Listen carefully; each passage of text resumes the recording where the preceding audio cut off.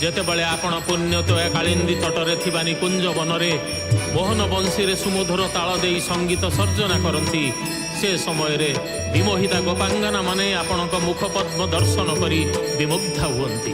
ଯେପରି ସଦ୍ୟ ପ୍ରସ୍ଫୁଟିତ ପଦ୍ମର ମଧୁ ଆସ୍ୱାଦନରେ ଭ୍ରମରମାନେ ବିମୋହିତ ହୋଇଥାନ୍ତି। ଯେଉଁ ପ୍ରଭୁଙ୍କର ଶ୍ରୀଚରଣକୁ ଲକ୍ଷ୍ମୀ, ଶିବ, ବ୍ରହ୍ମା, ଇନ୍ଦ୍ର ଓ ଶ୍ରୀ ଗଣେଶ ସର୍ବଦା ସେବା କରୁଛନ୍ତି, ସେହି ଜଗନ୍ନାଥ ସ୍ୱାମୀ ମୋର ନୟନ ପଥଗାମୀ ହୁଅନ୍ତୁ।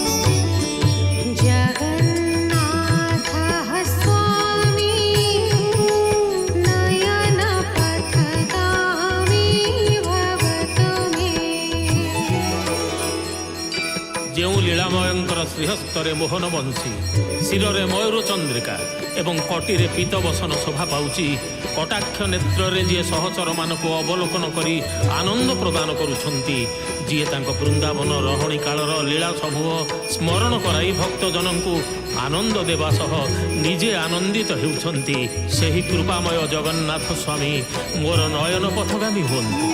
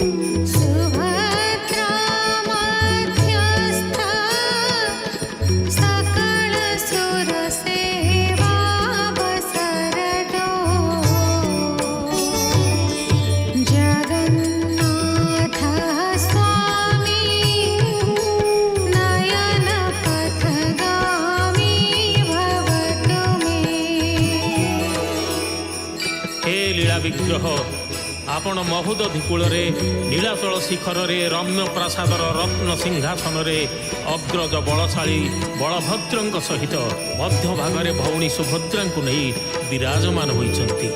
ହେ ମହାପ୍ରଭୁ, ଆପଣ ସମସ୍ତ ଦେବଗଣ, ସାଧୁସନ୍ଥ, ଭକ୍ତଜନ ଓ ପବିତ୍ର ଆତ୍ମାମାନଙ୍କ ଦ୍ୱାରା ସେବିତ ହୋଇ ସମସ୍ତ ପ୍ରାଣକୁ ଦିବ୍ୟ ଦୃଷ୍ଟିରେ ରସପାନ କରାଉଛନ୍ତି। ହେ କୃପାମୟ ଜଗନ୍ନାଥ ସ୍ୱାମୀ, ଆପଣ ମୋର ନୟନ ପଥଗାମୀ ହୁଅନ୍ତୁ।